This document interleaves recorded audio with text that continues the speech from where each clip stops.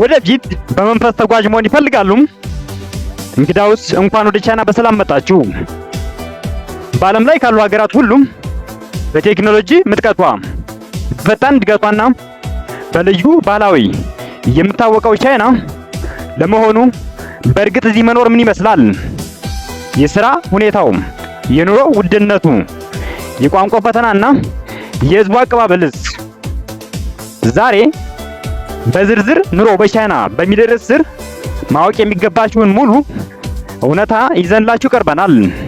እስከ መጨረሻው አብራችሁን ቆዩ።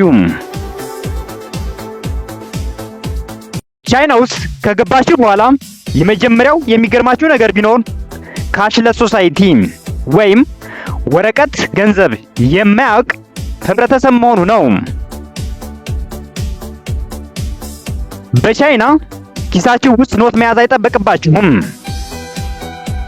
ከትልቅ ሱፐርማርኬት እስከ መንገድ ዳር አትክልት ድረስ ሁሉም ነገር የሚከፈለው በዊቻት ፔይ ወይም አሊፔይ በስልካችሁ ስካን በማድረግ ብቻ ነው። በተጨማሪም የመጓጓዣ ስርዓቱም እጅግ ዘመናዊ ነው። በሰዓት ከ350 ኪሎ ሜትር በላይ የሚበሩ የትሬን እና የተሳለጠ የሜትሮ አገልግሎት የዕለት ተዕለት ህይወቶን በጣም ቀላል ያደርጉታል። እሺ፣ የኑሮ ወጪውሳ? የቻይና የኑሮ ወጪ እንደምትኖርበት ከተማ ይለያል። እንደ ቤጂንግ እና ሻንጋይ ባሉ አንደኛ ደረጃ ከተሞች የቤት ኪራይና የምግብ ወጪ በጣም ውድ ነው። ነገር ግን እንደ ውሃን፣ ቸንግዱና ዢያን ባሉ ሁለተኛና ሶስተኛ ከተሞች ከተዘዋወራችሁ ግን በበቂ እና በተመጣጣኝ ወጪ ጥራት ያለው ህይወት መኖር ትችላላችሁ።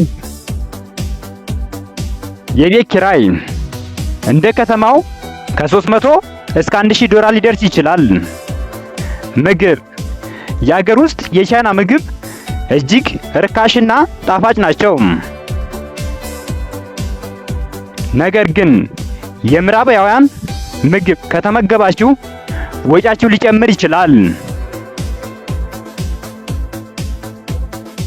ቻይና ከ5000 ዓመታት በላይ ያቆየችው ጥልቅ ባህል አላት። ህዝቡ በአጠቃላይ ረጋ ያለ፣ ለሥራ ትጉና እንግዳ ተቀባይ ነው። ነገር ግን ትልቁ ፈተና ቋንቋ ነው።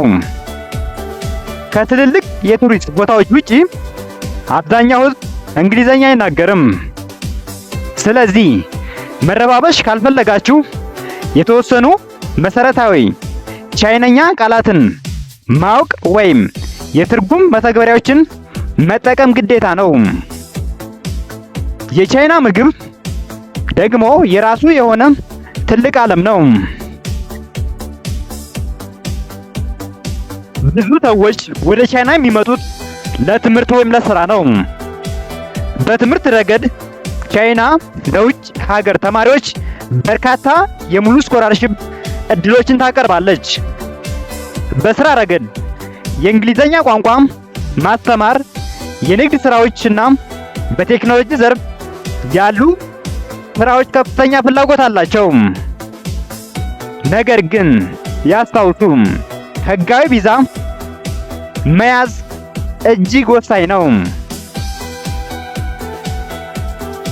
በአጠቃላይ ኑሮ በቻይና አዲስ ነገሮችን የምታዩበት፣ ፈጣን እድገትን የምትለማመዱበትና ሙሉ በሙሉ የተለየ ዓለም የምትጎበኙበት ድንቅ አጋጣሚ ነው። ባህሉንና ስርዓቱን ከተላመዳችሁ ቻይና ድንቅ መኖሪያ ልትሆንላችሁ ትችላለች። እናንተስ ስለ ቻይና ኑሮ ምን ታስባላችሁ?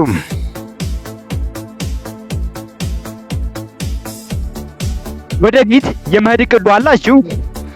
ሐሳባችሁን ኮሜንት ላይ አጋሩኝ።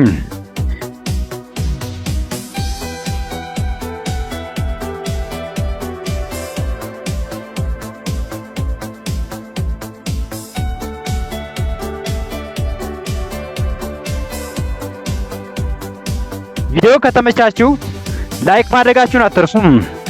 ለቻናላችን አዲስ ከሆናችሁ ደግሞ ሰብስክራይብ በማድረግ የደውል ምልክቷን በመጫን ቤተሰብ ይሁኑ። በሚቀጥለው ቪዲዮ እስከምንገናኝ ሰላም።